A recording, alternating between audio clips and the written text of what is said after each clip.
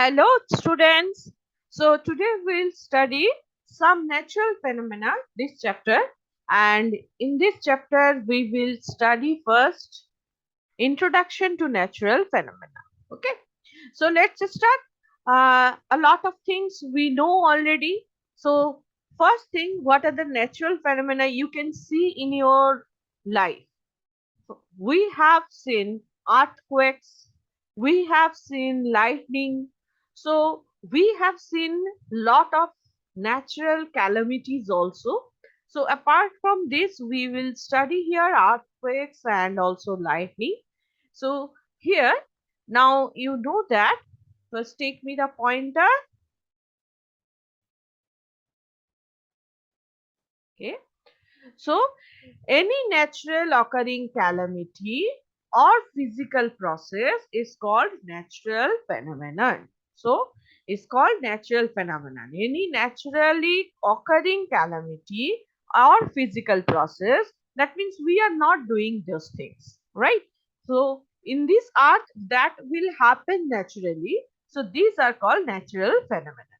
And two destructive natural phenomena, one is lightning and earthquakes. And it has been seen that in the earthquakes we already, that means if we are losing, in every year we are losing a lot of properties also, as well as a lot of people also, they will die due to the earthquakes. And lightning also, we know that especially in at the time of monsoon, so we can see that lightning will occur, and sometimes we can see that it also causes the death of human being or animals also. Now, and it has impact on the other plants also, right? So the two phenomenon that is the very deadly, one is our lightning, another is our earthquakes. Okay, now we will see why this will happen. Now, first, so if you know this thing, what are the natural calamities? So let me change the color of the pen. So here, what are the two natural calamities now we have studied? That lightning, lightning and earthquakes, earthquake. These two are the natural calamities. Name other natural calamities except lightning and earthquake. Like we can see winds, like you can see that recently so many winds, like so many winds, that means 120 km per hour or 160 km per hour, that winds. So these things, storms and cyclones. Another thing, still need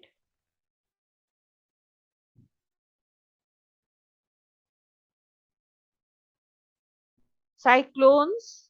And another thing also can you include, that is the tsunami. This is also another natural calamities, right? So these are the natural calamities. Now let's move on. Static charges. So methods of charging.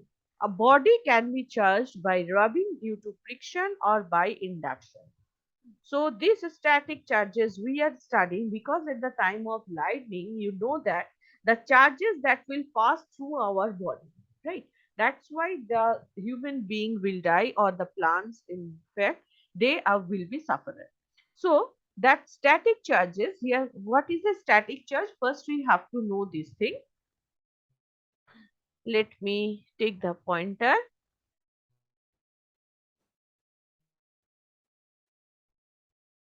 So body can be charged by rubbing due to friction or by induction. You have seen one thing, that whenever we are just in the winter also, or any other, in the at the time of any other time also, whenever we are just rubbing our comb, here we can see that there are so many charges here. And also in the winter season, if we are using the polyester type, this type of clothes also, we can see there are some charges. So that body can be charged by rubbing due to friction or by induction. And electrical charges produced by rubbing are called static charges. Electrical charges that are caused by rubbing are called static charges. So this static charge, this is very important. Now here you can see that in this figure, this is a very cute cat, and all the balloons, they are attached to this cat body just due to the static charges. Okay. So electric charges produced by rubbing are called the static charges. Now here, if we answer this question, so you are able to understand a lot of things of this chapter. Name the two types of charges. Already you know this thing. So we can write, one is the positive charge, right? Always you are saying this thing, positive charge. Another is the negative charge, right? Mention the interactions of two types of charges. Now we can mention one thing, like charges, like charges repel each other and unlike charges attract each other, right? Okay. Name the device used to protect building from lightning. Now these questions actually I have given because these are very much familiar to your daily life, and you have uttered a lot of time that positive charge, negative charge. So before your class 8, so now we have to understand all those things very clearly. But still, whatever you have uttered, just these questions have been included just to answer this question. So you can correlate whatever that topic we are going to study, that topic is not a new one. Okay. So name the device used to protect the building from the lightning. You have seen that if you are staying in the multi-storied building, you have seen that there is a wear here. Okay. So this wear, why this wear that has been, why this wear? Okay, I am drawing the building properly. I am drawing the building properly. Fine. Fine. Okay. So you can see that here you have a conductor, and that is called lightning conductor. The name of the device is lightning conductor. Lightning conductor. Lightning conductor. Generally for very high rise buildings, this is very, very important thing, just to protect the building from the lightning problem. Okay. So now let's see. The charging by rubbing, we have told how it will occur. That thing we are just trying to consider here. So when the objects like plastic get rubbed, when the object's plastic get rubbed with the hair, it acquires a charge. You have seen that. You just take one plastic plastic scale, and you rub it. So you rub in your skin hand, and you can see that you in your hand, if you have the hair, so you can see that it acquires the charges. So glass rod gets charged when rubbed with a silk cloth. In this picture, this is the silk cloth, this is the silk cloth, and this is the plastic rod. Okay, this is the plastic rod. So if we are rubbing, we can see that what will happen, they get charged as they gain or lose the electrons, as they gain or lose the electrons, and they can attract or repel the small pieces of paper depending on the type of the charge they carry. So After rubbing, if you just place a piece of papers here and there, piece of papers here and there, and you can see that this rod may collect all these papers, may attract all these papers. So this is the charging by rubbing, and you can see it at the time of winter. It is very much obvious that it will happen, but still without the winter season also we can see all through the here that if you are rubbing a plastic scale with your arm here, and it will acquire the charges, and now you just drop in your table few uh, few uh, few pieces of the papers, and you can see that the plastic scale that will attract your piece of papers. So that means there will be a charge. Okay, so and this charge has been caused due to the rubbing. Now the charged object. So objects carry the charge. Objects carry the charge. Objects carry the charge by means of rubbing or other processes are called the charged object. Here you can see that this is the charged object and it is the positive charge object. Okay, positive charged object. And this is the negative charge object, right? And this is the positive charge object, here positive charge object, and if you keeping this negative charge here, this is the negative charge here. So you can see that what will happen here.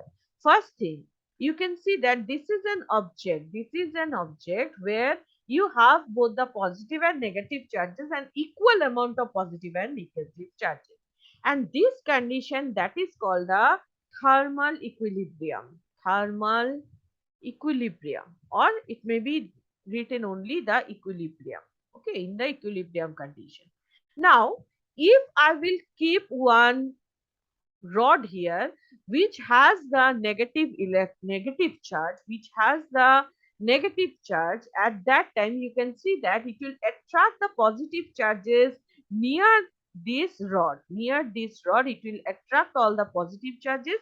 So the positive charges will come here and the negative charges will be left there. Okay, so similarly, that means whenever we are just keeping one negative charge here, and here you can see that the positive charges will be collected.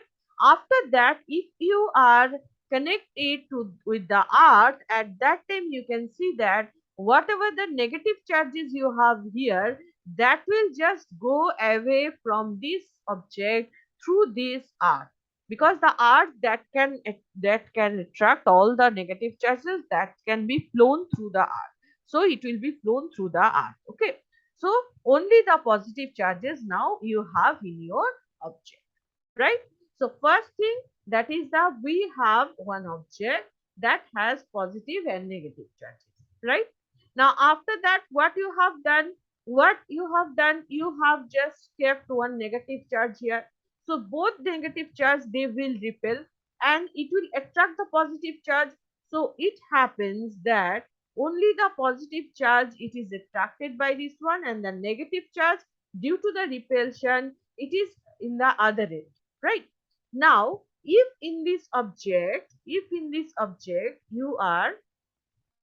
you are connecting it to the arc beam, connecting into the arc, so this negative charge will flow through the arc, and after that you can see that the object is only you have the positive charges. Okay, so these are the charged objects. Next, the interaction between like and unlike charges.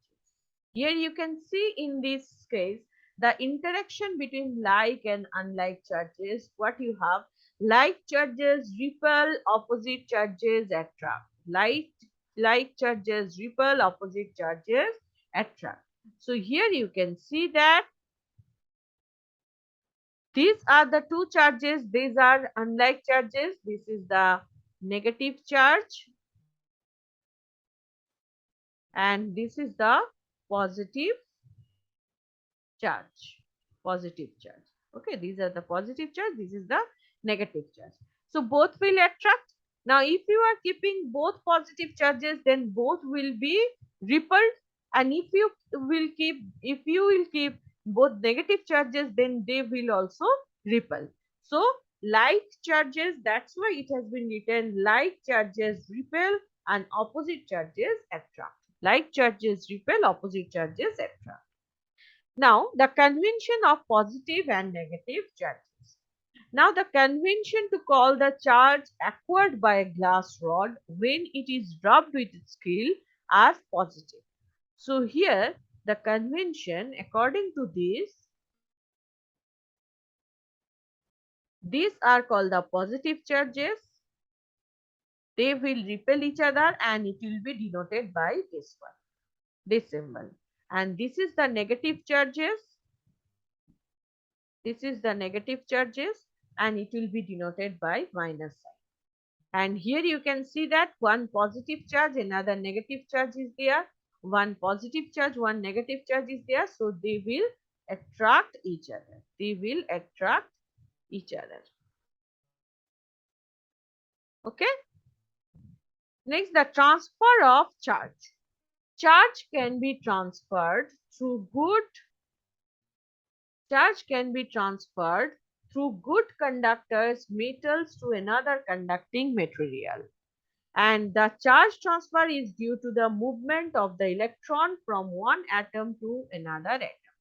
Suppose you have one atom here, another atom here. So if this interatomic distance, this interatomic distance, so this is a charge and sorry, this is an atom,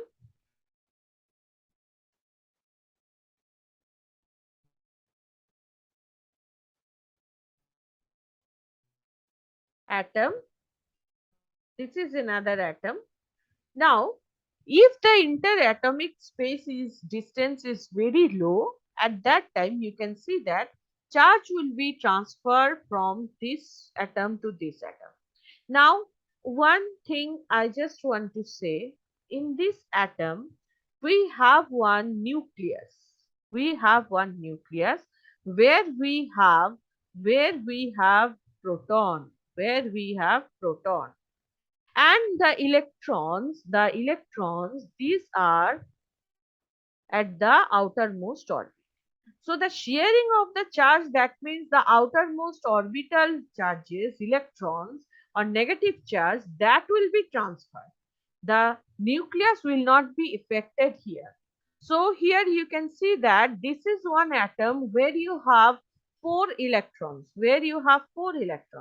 Now if you are applying light energy, then you can see that one electron will be that can be transferred to the other atom also. One electron can be transferred to the other atom also. Or after the electron transfer, you can see that this will be this there will be three charges here and there will be four charges here. And before the electron transfer, you can see that this will be the picture. So from this atom, the charge has been transferred to this atom. So here you know that the electrons that will move from one atom to the other atom, if there will be another external excitation is there, and this light energy that will act as the excitation to the electron to jump from one atom to another atom, you require some light energy here. Okay. Now, what is charge transfer complex? Now, this picture is very well known to you. That is the, and you are doing always these things like comb, if you are using these pieces of papers, and that comb will attract these papers. So a charge transfer complex, also called electron donor acceptor complex. Now first thing is the donor and second thing is the acceptor. These two terms we have to understand here. Now first thing, that is the donor. Now if you have donated something, that means you are donor. Like if you are giving the blood, that means you are a blood donor. Now who will take your blood? he will be your acceptor. Suppose there is some scarcity of the blood and you are giving the blood to a person, patient, and that patient is taking the blood. That means he is the acceptor. So here, from one atom to other atom, if one electron that has been transferred to the other atom, so this will called donor, and as it has accepted the electron, so this will called acceptor. This will called acceptor. That means I am accepting, that means I am the acceptor. So it is defined as an association of two or more molecules or different part of the large molecules in which fraction of electronic charge is transferred between molecular entities. Now, if we charge a piece of plastic, a comb, a pen, position it near small pieces of papers, you can see that that will be attracted by the comb. So the comb loses its charge after few moments, and the charge gets transferred to our hand and eventually to the ground. So after some moment you can see that the pieces of papers will be here and the comb it loses its charges. It loses its charges, and this is the called the charge transfer complex. Okay. So now it is clear now to what is donor, what is acceptor and charge transfer complex. Now let's move. Here again some questions are there.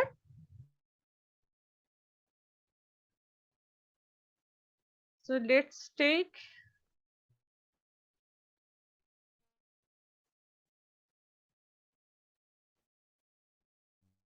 in which direction does the shock waves produced by an earthquake travel? So here this is very important question, both on the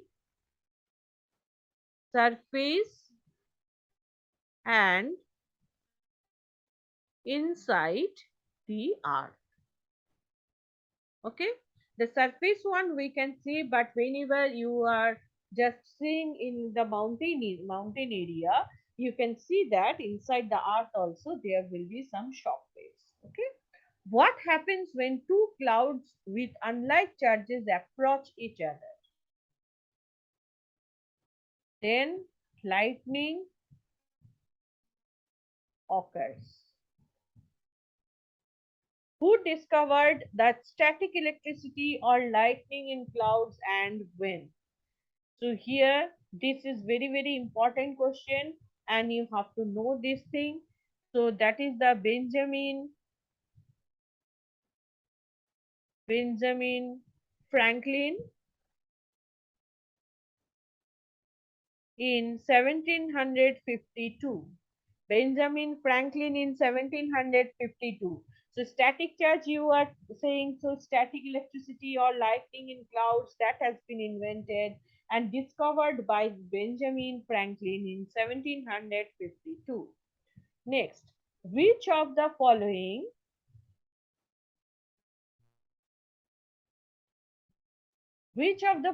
cannot be charged easily by friction? A plastic scale, a copper rod, an inflated balloon, and a woolen cloth.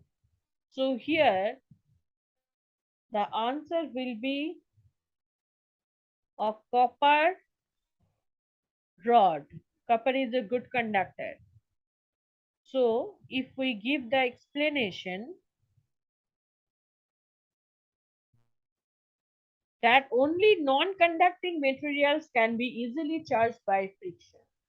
Only non-conducting materials can be easily charged by friction. Copper is a highly conducting material. Highly conducting material Therefore, a copper rod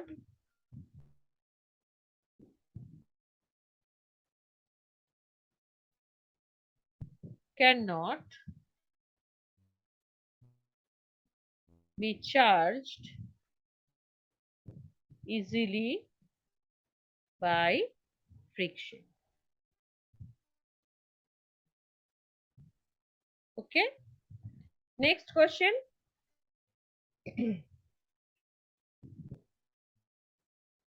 When a glass rod is rubbed with a piece of silk cloth, the rod and the cloth both acquire positive charges, becomes positively charged while the cloth has negative charge.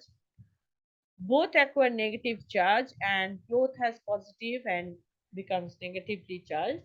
So here the answer will be B. Okay, that is becomes positively charged while the cloth has a negative charge. Cloth has negative charge. Now, here if we write the explanation, when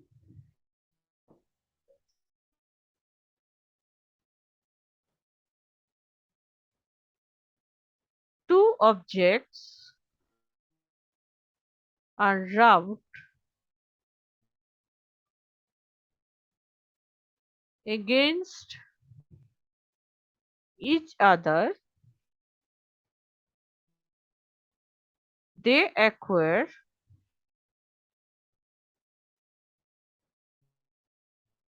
opposite charges. By the law of convention, it is known that rod acquire the positive charge and cloth is acquiring the negative charge. Okay. Now the true false here,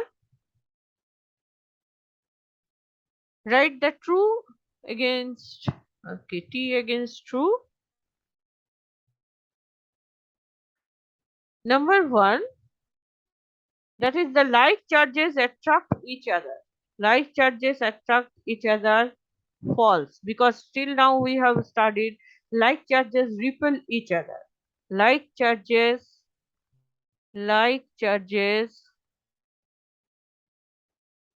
repel each other. A charged glass rod attracts a charged plastic rod. True. A charged plastic straw has a negative charge on its surface while the glass rod has positive charge on its surface. So unlike charges, they are attracting each other. That means it will be true. Then lightning conductor cannot protect a building from the lightning. It is a false statement because when lightning occurs, atmospheric charges are transferred to the earth directly by lightning conductor. So where when lightning occurs,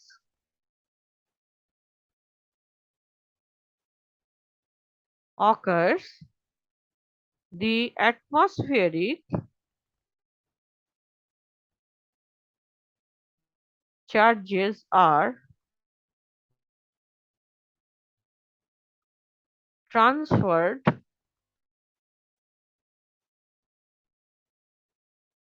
to the earth directly by a lightning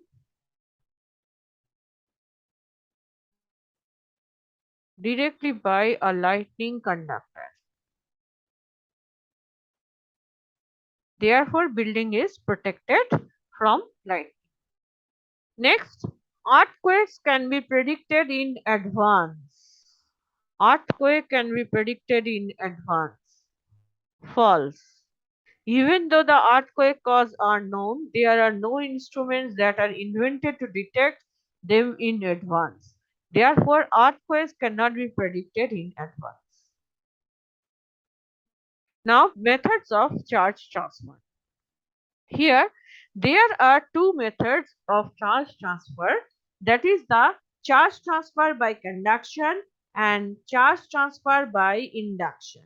Okay, charge transfer by induction. Charge transfer by conduction. So, two methods are there. One method, that is the conduction, another method, that is the induction. That is the induction. Okay, that is the induction.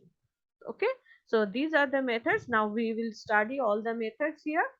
Now conduction, the charge transfer by conduction process involves, that means one particle that will charge another one, that will charge another one particle that will charge another one, like this. So that means the conduction. So this is the conductive material, and the charge transfer by conduction process involves the touching of charged particle to a conductive material. Conductive material. And this way the charges are transferred from one material to the conductor, charged material to the conductor. Here you can see that this is a ball, metallic ball here, where you have the negative charges. Whenever this will be in conduction, at that time you can see that the negative charges that will be transferred here due to the conduction.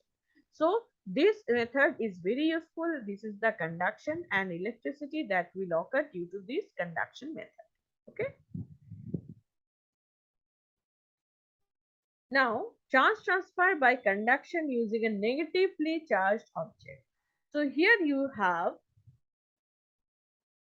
it. Like charges repel each other, and unlike charges that will attract each other. So if electrons, that is the negatively charged, go to the extreme of perimeter of the sphere, if there is a pathway to another object where the electrons can go, the electrons tend to move. Here you can see that in this ball, you just see this ball. Here what you can see, so many electrons are there, right? So in this sphere, whenever it is at a distance, there will be no transfer. But whenever it touches this rod, at that time you can see that the negative electron that has been transferred here. Negative electrons that has been transferred here. And here you can see that most of the negative electrons have been transferred here. So charge transfer, the negatively charged sphere you are keeping here, and whenever it is very near to the, that means it touches the conducting material, at that time you can see that the electrons that will be transferred to the another object, Okay. Now when the charged metal sphere comes in contact with the neutral object, excessive electrons from sphere move on to the neutral object and get spread evenly. So first what happened in this case, some negative charges are here, there are no negative charges. So there is a accumulation of the charges. There is a charges. Accumulation of charges. Now whenever you can see that these excess electrons from sphere, it will move to the neutral object, and then here you can see that it has been spreaded evenly. So spread evenly. So as a result, you can see that object 2, this is the object 2, this is the object 2, aqueous negative charge, while the metal sphere is still charged but has less number of electrons. So here how many electrons are there? Here you have 7 electrons are there, and but here you have only the 3 electrons are there. So it is negatively charged. That sphere is negatively charged, but the number of electrons that are less. Number of electrons that are very less amount of electrons are there. Okay. Now the process of charging by contact is termed as charging by conduction. So we can say that this is charging by conduction because I have touched this, and after that the negative charge that are going to this object too, and you can see that there is a transfer of the charges and negatively charged using a negatively charged object. Now this charge transfer can also take if you are taking one sphere with the positive charges also. It is not like that always we are taking the negative charges. So here you can see that the same thing you can do using the negatively charged as well as the positively charged object also. Okay. Okay. Let's answer these questions now.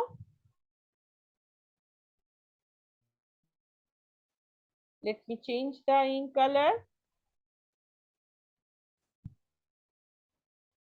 Sometimes a crackling sound is heard while taking off a sweater during the winters. Explain. Yes. Have you heard this term? I think you have heard this crackling sound. So here, when we take, just a minute, you cannot understand this one.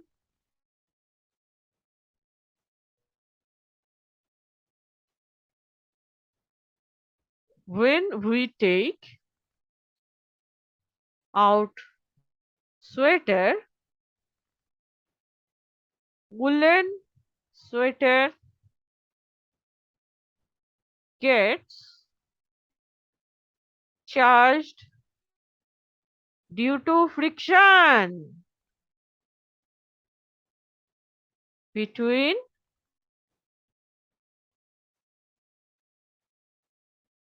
the sweater and the body,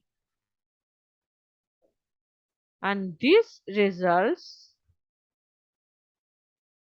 in crackling sound. Okay. Now explain why a charged body loses its charge if we touch it with our hand. This also happens because after some time you can see that the comb which attracts the piece of papers, you can see that it will lose the papers and again the same condition will arise. So here the main reason is that the charges that are going through the through our hand, it will just ground it. So the charges get conducted to the earth through our body when we touch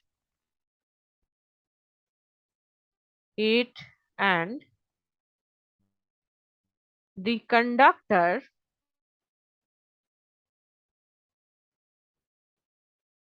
stimulate the conductor loses its charge, and this phenomenon is known as electric discharge. Electric discharge. This is known as electric discharge. Okay, next move on. So charge transfer, I have told you that charge transfer we have seen, that was the sphere that was negatively charged. Now the charge transfer also can happen using the positively charged also. Using the positively charged also. Here positively charged sphere, if it has excess protons or positive charges, and we are touching it with the another object, and you can see that the positively charged metal plate comes into the contact with the neutral metal sphere, and electrons from the neutral sphere get attracted towards the positively charged metal plate. Let us see this though. So this process that lasts until the positive charge in the metal plate becomes redistributed. Okay, until the positive charge will be redistributed. Here we can see this thing, that positively charged, we are, if we are adding this, and here you can see that the process will last until the positive charges in the metal become redistributed, and whenever it will lose the positively charged and neutral sphere experiences a deficit of electrons which make it positively charged, while the positively charged metal plate is still charged but the deficit of electron is comparatively less than the before. So if we have, this is a sphere that has more positive charges, and there is one object here, and if you touch these two, so you can see that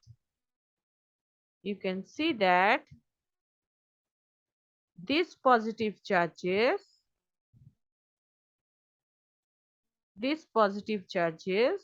this will come into this one. So there is a deficit of the, so in this rod there is a deficit of the charges, and here you can see that there will be plenty of positive charges here. Okay, this process of charge transfer is defined as the charge transfer using positively charged object. Charge transfer using positively charged object. Okay. Now charge transfer by induction. Charge transfer by induction. Now charge transfer can be done using the conduction, as well as induction. So here you can see that electrons move within the object, making the closest sides oppositely charged. And here you can see that if this is the negatively charged rod is here, and at that time the positively charged, if this sphere is this sphere, you have the positive and negative charge here. So this negative charge that will attract all the positive charges, and on the surface of this you can see that all the positive charges will be there. This is the induction. Now induced charge separation is a shift in the position of electrons in neutral object that occurs when a charged object is brought near it, whereas charging by induction is the charging of neutral object by bringing another charged object close to it but not touching it. Okay, induction means it will not touch this object. Okay. Now charging more than one object by induction, as a positively charged object can be used to induce a charge in a neutral object. Here you can see that this is a sphere and this is another sphere A and B. So the electrons from this B that will be transferred to the A. If you are keeping a balloon here, now you can see that the negatively this A, that is that H sphere, that will be electrons are attracted by the positive charges of the balloon, because in this balloon you have so many positive charges, right? So many positive charges. Now whenever when this sphere will be at this side, you can see that it will attract the negative charges here. So you can see that at this surface which is closest to the balloon, the surface which is closest to the balloon, that is the negatively charged, another one that is positively charged. Okay, because these electrons are coming from the B. And now here the B is totally positively charged, and this is negatively charged. Okay, so this is negative charge and this is positive charge. Okay, fine. So this much for today. Again, we will illustrate this thing. Again, we will discuss this thing. Up to this much today. Have a nice day, all you bacha. Thank you.